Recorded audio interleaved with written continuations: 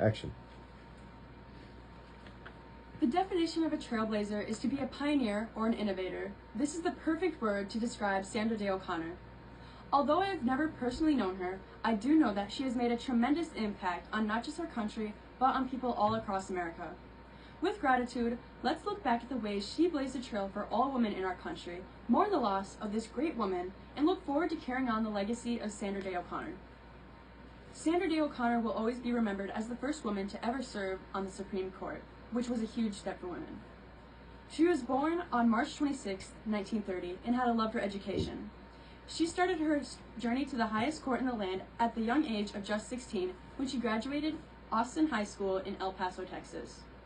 She attended Stanford University, earning her bachelor's degree in economics and graduating from law school in 2 years rather than the usual 3. After struggling to find a job because of the bias toward women attorneys at the time, she worked as an unpaid county attorney in San Mateo, California, until she proved that she had talent. In 1954, she went to work abroad in Germany as a civilian attorney until her return to the States in 1957, when she opened up her own practice. Sandra Day O'Connor once said, "The power I exert on the court depends on the power of my arguments, not my gender." In 1970, she was elected to the Arizona State Senate for 2 terms.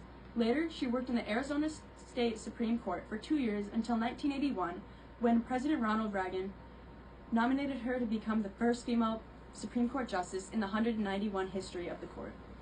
To Sandra Day O'Connor, it didn't matter that she was a woman on the court. All that mattered was her voice, which she got to use, and used very well. Sandra was known for her pragmatism, her practical approach to problems. In her first case, Mississippi University for Women versus Hogan, she achieved the majority opinion. The case was about a man who was denied admission into a female nursing school. The vote was to admit all qualified men into the school. Sandra Day O'Connor was an activist for equal protection, and although nominated by a conservative Republican president, was often seen siding with liberal members of the court. In 1992, Sandra Day O'Connor was the affirmative vote for the Roe v. Wade decision for Planned Parenthood. She said that the ability of women to participate equally in the economic and social life of the nation has been facilitated by their ability to control their reproductive lives. 30 years later, Roe v. Wade has been overturned by a conservative Supreme Court. Today, we mourn the loss of a woman who worked hard for equal rights and an impartial court not swayed by presidents or prevailing political parties.